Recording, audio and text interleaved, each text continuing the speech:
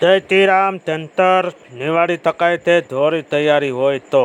તેંતર એટલે તેંતર એવું આપણે ગુજરાતીમાં કહીએ છીએ અને આ સાંભળીએ પણ છીએ. આ એક એવો રોગ છે જેનું નામ સાંભળીને પણ ભલાની ફફડી ઉઠશે. તેંતર વિશે સામાન્ય રીતે એક એવી છે માન્યતા છે આ રોગ આનુવંશિક છે, અર્થાત પરિવારમાં અગાઉમાં કોઈને તેંતર થયું હોય તો ત્યાર પછી પેઢીમાં ગમે ત્યારે તેને તેંતર થઈ શકે. જો તે હવે એક વિજ્ઞાની દાવો કર્યો છે કે આ રોગ આનુવંશિક નથી, પરંતુ તેંતર માટે લાઇફસ્ટાઇલ જવાબદાર તો છે જ.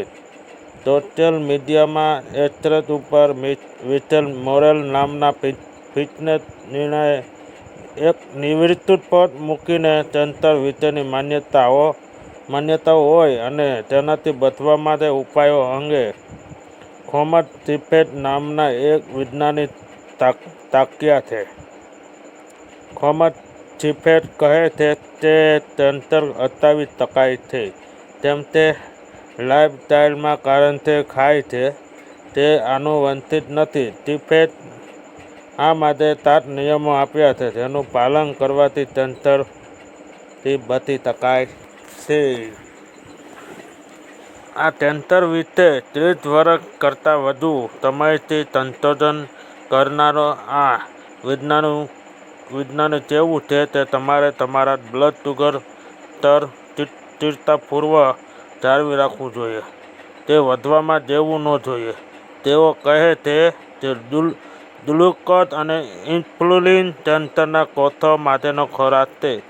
અખાદ્ય તેંતરમાં કોષો વિકસવા દેવા ન જોઈએ અને તેંતરથી બચવું હોય તો ખાંડ, રિફાઇન કરેલા કાર્બોહાઈડ્રેટ તથા પ્રોસેસ કરેલા ફૂડ ટાળવા જોઈએ. તેમનું કહેવું છે કે શુગરનું વધારે પડતું સેવન કરવાથી સોજા આવી શકે અને પરિણામે તેંતર થવાનું જોખમ વધી જાય છે.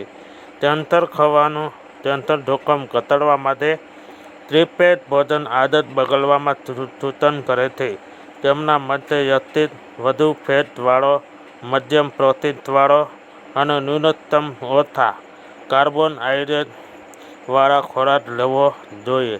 આ પ્રમાણે ખોરાક લેવાથી શરીર પોતાની જરૂરી ઊર્જા માટે ગ્લુકોઝનો ઉપયોગ કરવાના બદલે કેટોન તરફ વળશે. સમગ્ર વાતનો સાર આપતા તેઓ કહે છે, તેંતરના કોષોનો પ્રાથમિક સ્ત્રોત ગ્લુકોઝ છે, જેથી શરીરમાં ગ્લુકોઝ પ્રમાણ ઘટાડી દેવાથી તેંતરને કોષોનું પોષણ નહીં મળે અને એ રીતે આપોઆપ તેંતર થવાની સંભાવના ઘટી જશે. આ માટે તેઓ ડ્રાયફ્રૂટ, ઓલિવ ઓઇલ, ઓછું કાર્બોહાઈડ્રેટ ધરાવતા શાકભાજીના નાશપાતી વગેરે ખાવાનું સૂચન કરે છે. અહીં તો મજાની વાત છે. થોમસ શીફેટ પણ ઉપવાસ પણ તેંતરથી બચવાનો એક અગત્ય પરિબળ જણાવે છે. નોંધપાત્ર છે, પ્રાચીન ભારતીય પદ્ધતિમાં ઉપવાસનું મહત્વ પહેલેથી દર્શાવવામાં આવેલું છે. આ ઉપવાસમાં રાખવાથી શરીરમાં ગ્લુકોઝનું પ્રમાણ ઘટે અને ટેસ્ટોસ્ટેરોન વધે. શીફેટે આ ઉપરાંત જે અન્ય ઉપાયો સૂચવ્યા છે તેમાં નિયમિત કસરત પણ સમાવેશ થાય છે. આ ઉપરાંત પૂરતી ઊંઘ લેવાની બાબત પણ તેમણે ઉલ્લેખ કર્યો. અને લાઈક કરો, શેર કરો. જય જવાન જય કિસાન.